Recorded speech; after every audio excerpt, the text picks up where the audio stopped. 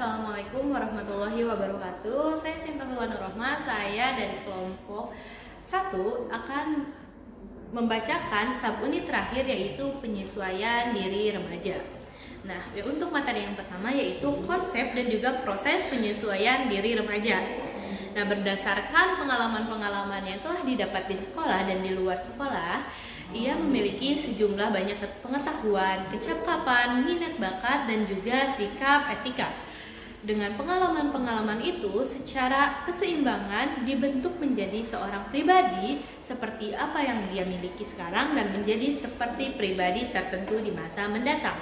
Nah, sejak lahir sampai meninggal, seorang individu meningkatkan organisme yang aktif. Ia aktif dengan tujuan dan aktivitas yang berkesinambungan.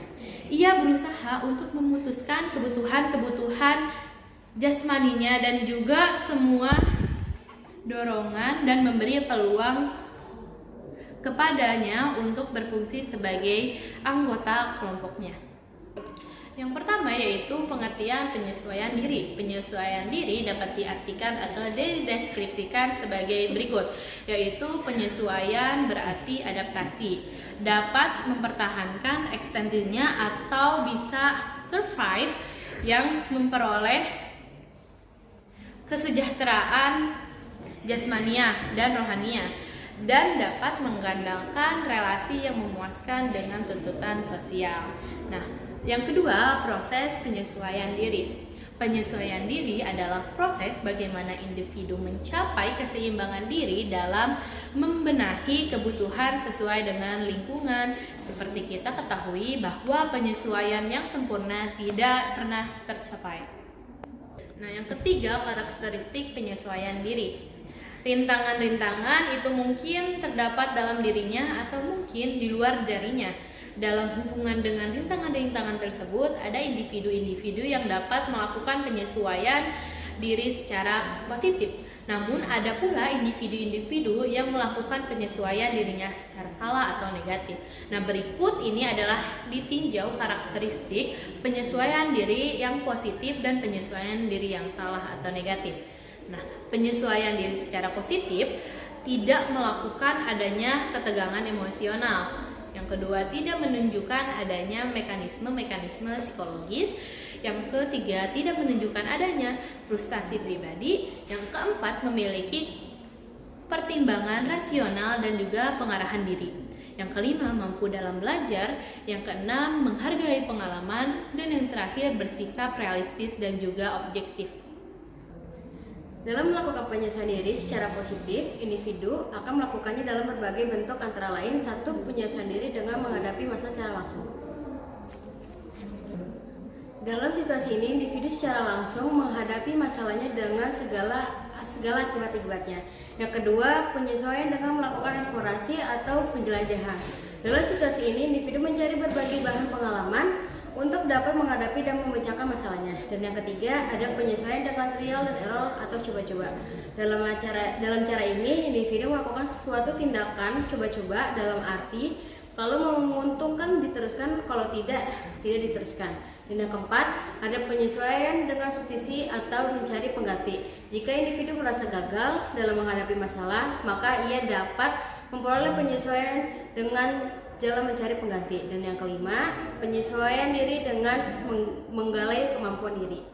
Dalam hal ini, individu mencoba menggali kemampuan-kemampuan khusus dalam dirinya dan kemudian dikembangkan sehingga dapat membantu penyesuaian diri. Yang keenam, ada penyesuaian dengan belajar. Dengan belajar, individu akan banyak memperoleh pengetahuan dalam keterampilan dan dapat membantu meluaskan dirinya. Dan yang ada penyesuaian dengan inhibisi dan pengendalian diri. Penyesuaian diri akan lebih berhasil jika disertai dengan kemampuan memilih tindakan yang tepat dan pengendalian diri yang secara tepat pula.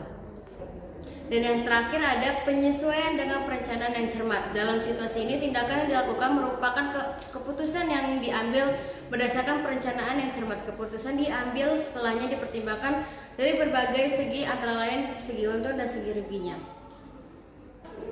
Dan yang kedua, ada penyesuaian diri yang salah.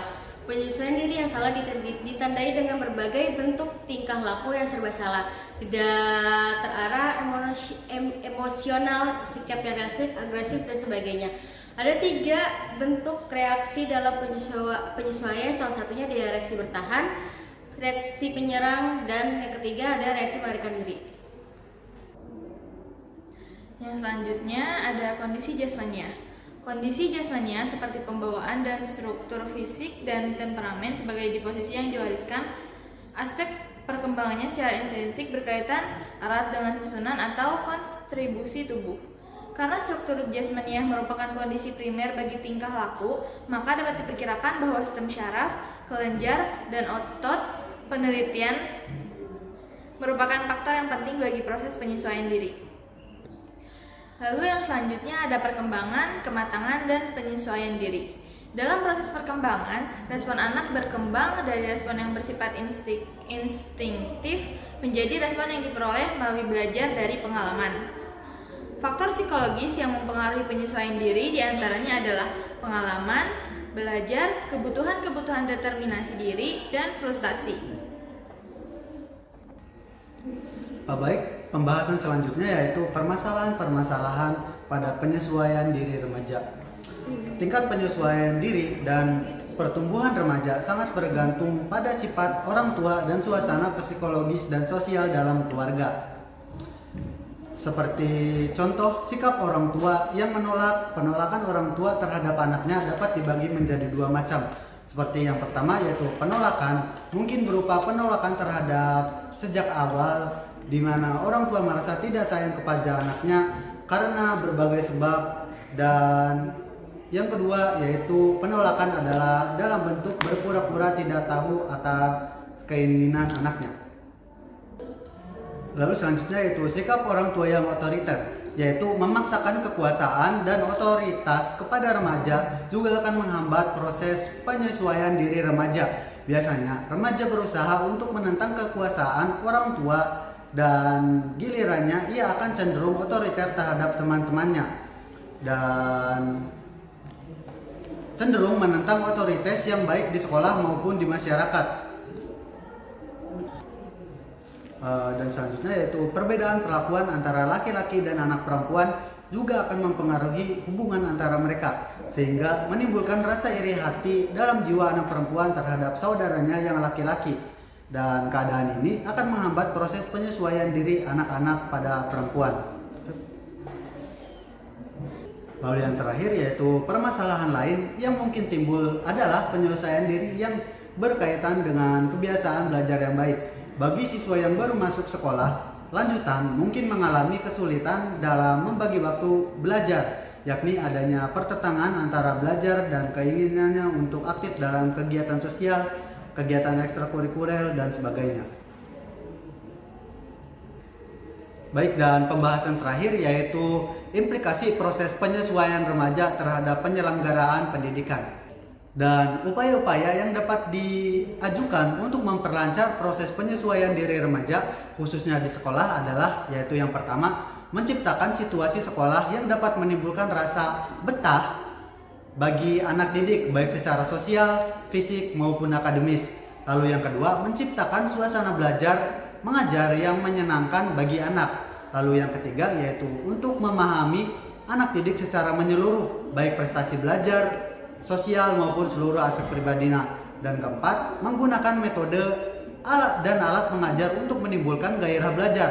Kelima, menggunakan proses evaluasi yang dapat memperbesar motivasi belajar. Dan yang terakhir yaitu hubungan yang baik dan penuh pengertian antara sekolah dengan orang tua dan siswa. Dan karena di sekolah guru merupakan figur pendidik yang penting dan besar pengaruhnya terhadap penyesuaian siswa-siswanya, maka dituntut sifat-sifat guru yang efektif, yakni sebagai berikut menurut Ryan dalam Garrison pada tahun 1956. Yang pertama yaitu memberi kesempatan atau alert, tampak antusias dan berminat dalam aktivitas siswa dan kelas. Lalu yang kedua, ramah dan optimis. Yang ketiga, mampu mengontrol diri, tidak mudah kacau atau terganggu, dan teratur tindakannya. Lalu yang keempat, senang kelakar atau mempunyai humor. Yang kelima, mengetahui dan mengakui kesalahan-kesalahannya sendiri. Nomor 6, jujur dan objektif dalam memperlakukan siswa. Dan yang ketujuh atau yang terakhir yaitu menunjukkan pengertian dan rasa simpati dalam bekerja dengan siswa-siswanya. Dan mungkin itu saja materi yang dapat kami bahas atau sampaikan pada unit pembelajaran yang terakhir kali ini. Kurang dan lebihnya mohon maaf. Wassalamualaikum warahmatullahi wabarakatuh.